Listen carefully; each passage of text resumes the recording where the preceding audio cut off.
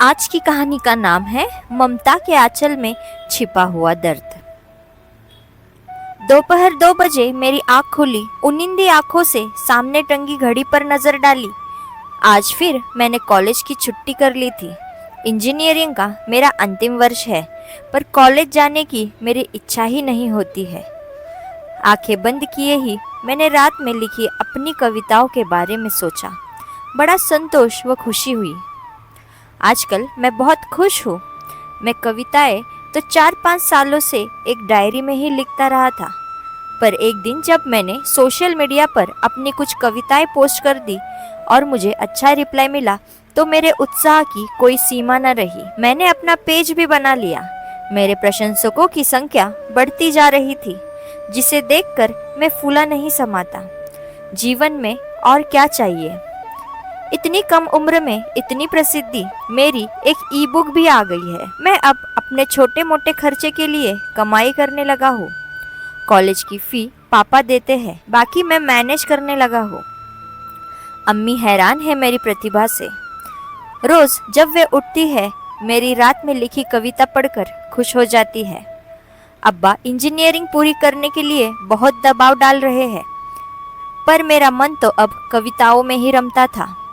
कुछ साल पहले मैंने इन सब की कल्पना भी नहीं की थी। मुझसे 5 साल छोटा मेरा भाई आरिफ जब कहता है, कैफ भैया आपके पेज को कितने लाइक्स मिल चुके हैं, कितने फैंस हैं आपके, मैं तो गर्व से तन जाता हूँ। मैंने लेटे लेटे फोन पर फेसबुक खोला। वाह, रात 3 बजे कविताएं पोस्ट करके सोया था। उस पोस्ट पर बहुत ज्यादा कमेंट्स आए हुए थे और लाइक्स भी। अम्मी को बताऊंगा तो कितनी खुश होगी।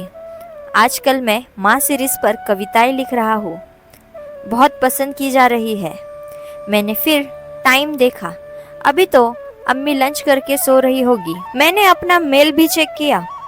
ये क्या, अम्मी ने मुझे मेल लिखा है, वो भी इतना लंबा। पर क्यों? दूसरे बेडरूम में लेटी अम्मी को मुझे मेल भेजने की क्या ज़रूरत है? अम्मी भी ना आजकल बीमारी में लेटे लेटे बोर हो रही होगी। कुछ भी लिख दिया होगा, पढ़ता हूँ। जैसे जैसे मैंने अम्मी का मेल पढ़ना शुरू किया, मेरी सारी सुस्ती हवा हो गई। मैं बेड से टेका लगाकर उठकर बैठ गया। लिखा था, सुबह नहाकर निकली, इतने में ही थकान हो गई। बेड पर लेटकर आज उदास मन से बहुत कुछ सोचती रही। बहुत अजीब सी तबीयत है, आराम की जरूरत सुबह सुबह ही महसूस हो गई। दिल की मरीज हो गई हूँ। अब अपना ध्यान भी खुद ही रखना पड़ता है। 46 साल की उम्र में दिल धोखा दे जाएगा, यह कब सोचा था। मैं तो इतनी फिट थी कि मैं अपने स्टेमिना पर खुद ही हैरान हो जाती थी। अब लेटी तो पिछले महीने की वो रात फिर याद आ गई, जब रात 1 बजे सांस लेने में परेशानी हो गई थी। एक चीख सी निकली थी तो बराबर में सोए आरिफ की भी आंख खुल गई थी।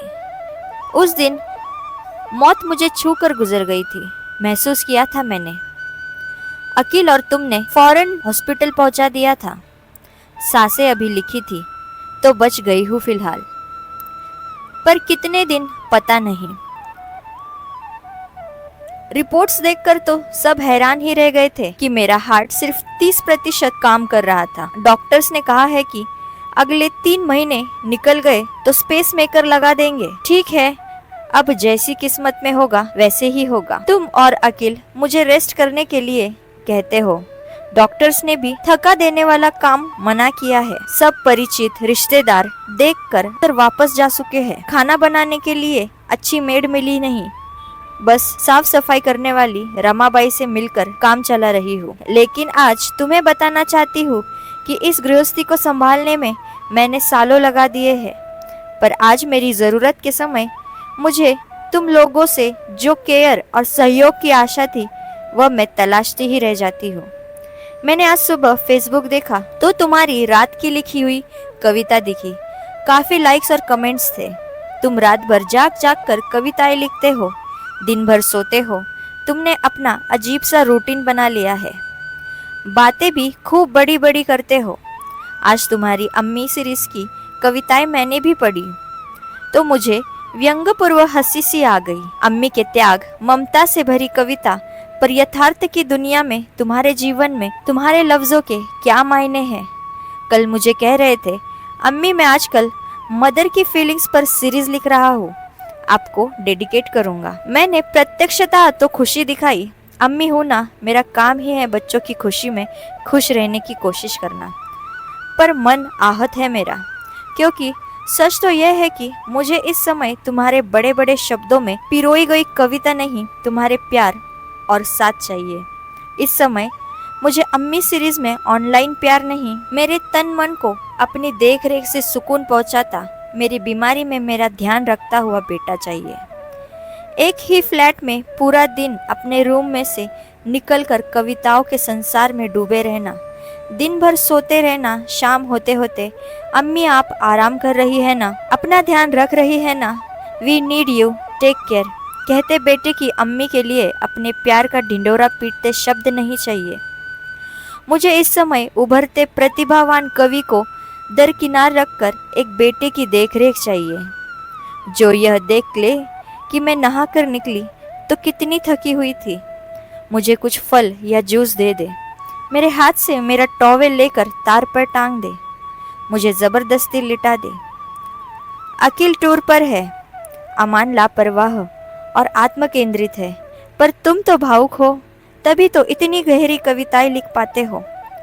पर क्या जो गहरे शब्दों में खुद को डुबा देते हैं, असल जिंदगी में एक ही घर में रहकर अपनी अम्मी के दुख दर्द उन तक पहुंच पाते हैं, या वे अनसुना कर देते हैं। मुझे नहीं पता कि मेरा कितना जीवन है। अब बस यही चाहती हूँ कि इन दिनों मेरा बेटा बस यह देख ले कि मैंने कुछ खाया भी है या नहीं, दवाई ली है या नहीं। कभी वो मुझे अपने हाथों से कोई फल काट कर दे दे, कभी मेरे पास यूं ही लेटा रहे, कभी अपने अनाड़ी हाथों से जबरदस्ती कुछ बनाकर मुझे खिलाए, कभी यह कह दे कि बस अम्मी आप आराम करो, जिससे आप जल्दी ठीक हो जाओगे। काम तो हम दोनों भाई मिलकर कर लेंगे, लेकिन तुम दोनों तो अक्सर सोए रहते हो या लैपटॉप पर होते हो। डोर बेल होने पर भी मैं ही उठती हूँ। तुम्हें पता है कभी कभी तो मुझसे उठा भी नहीं जाता। मन अपने बेटों को आवाज देता रहता है। तुम्हें दुखी नहीं करना चाहती, पर अगर तुम्हें दूसरों के दिलों की, उनकी भावनाओं को जानने वाली रचना लिखनी है तो तुम्हें उन्हें महसूस करना होगा। तुम्हारी अम्मी पर लिखी कविताएं मेरे दिल को नहीं छूती।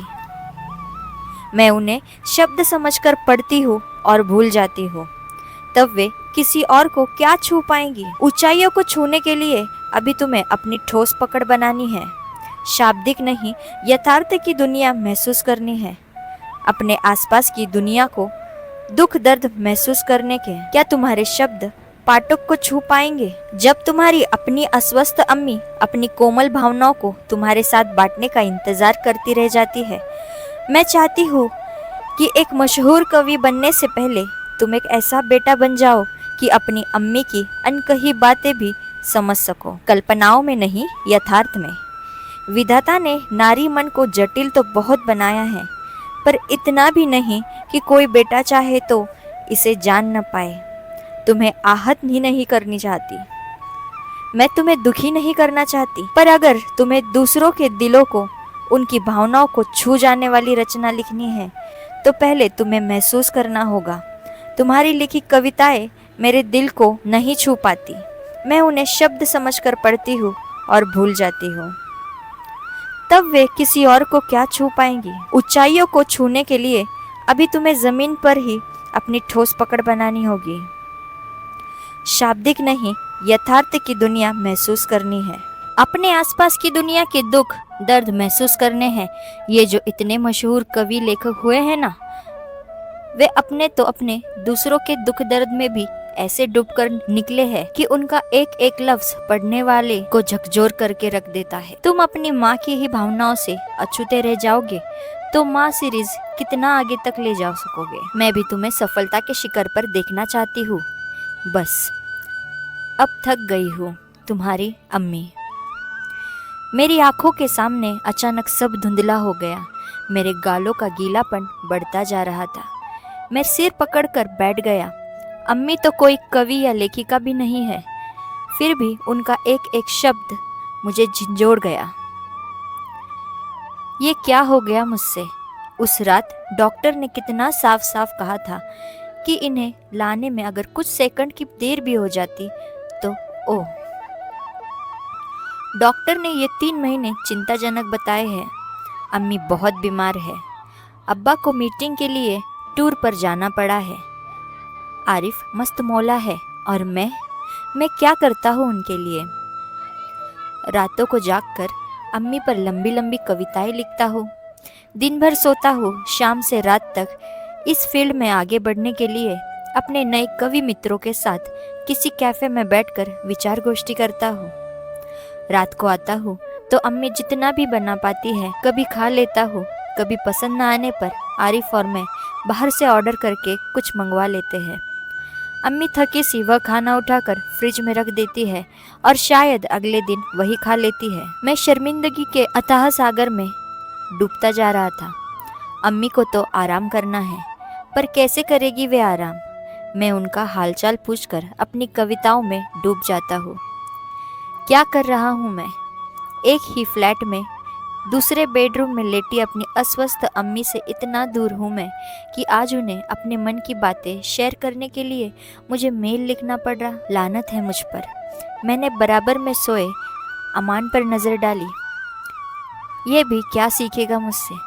सबसे दूर अपने रूम में अकेले जीना। मैंने धीरे से जाकर अम्मी के बेडरूम का दरवाज़ा खोलकर झाँका। अम्मी सो रही थी। फिर पूरे घर पर नज़र डाली। सब अस्त व्यस्त था, हर कोना बिखरा हुआ। अम्मी को कैसे चैन आता होगा जब घर की ये हालत देखती होगी। मेरी रुलाई फूट पड़ी। कितना दुख होता होगा उन्हें। 2 जवा बेटे के होते हुए उनके साथ कोई नहीं, कोई आराम नहीं। किसी को पता नहीं कि वे अपने लिए क्या बनाती है, क्या खाती है। आजकल कितनी चुप रहने लगी है वो। फ्रिज खोलकर देखा, कोई फल नहीं है घर में। अम्मी को फल कितने पसंद हैं। वॉशिंग मशीन के आसपास कपड़ों का ढेर लगा था। 2 दिन पहले अम्मी ने मशीन चलाई थी। कपड़े सुखाते सुखाते ही हाफ गई थी। मुझे याद आया जब शाम की अम्मी थकी सी हाथ में कपड़े लेकर अचानक चेयर पर बैठ गई थी। मैं उस समय अम्मी पर ही तो कविता लिख रहा था। मैंने क्यों नहीं उनके हाथ से कपड़े लेकर उन्हें लिटा दिया। अम्मी के मेल का एक एक शब्द मेरे दिमाग में हथौड़े की तरह बज रहा था। फ्रेश होकर मैंने उनके लिए उनके पसंद की अदरक वाली चाय बनाई। पहली बार इस बीमारी में उनके लिए कुछ किया। मन पता नहीं कैसे हो रहा था। मैंने एक गिलास पानी, चाय, कुछ बिस्किट ट्रे में रखे और उनके रूम में चला पहुंचा। मेरी आहट से अम्मी ने आँख खोल दी। अम्मी से नजरें मिली तो खुद को रोक नहीं पाया और ट्रे एक तरफ रखकर उनके पास लेटकर उनसे लिपटकर जोर से रो पड़ा। मेरा रोम रोम सॉरी कह रहा था। माँ तो माँ होती है ना, सब समझ गई थी। उन्होंने जैसे ही मेरे सिर से हिलाया, मैंने भी महसूस कर लिया कि अम्मी ने मुझे माफ़ कर दिया है। वे समझ गई कि मैं अपनी गलती महसूस कर चुका हूँ। उनके पास अपनी दुनिया में खोया हुआ एक कवि नहीं, उनका बेटा लौटा था। वे यही तो चाहती थी ना। बस इतनी सी बात मैं समझ नहीं पाया था। हम दोनों ने एक शब्द भी नहीं कहा था, पर दोनों एक दूसरे की भावनाएं महसूस कर रहे थे। इस मौन में बड़ा स्नेह था, शांति थी, ममता थी। मैं इस मौन से अभिभूत होता चला गया था। हम दोनों की ही आंखों से आंसू बह रहे थे। हम निशब्द थे। तो दोस्तों, ये कहानी अगर आपको पसंद आए तो लाइक, शेयर और सब्सक्राइब ज़रूर करें। धन्यवाद।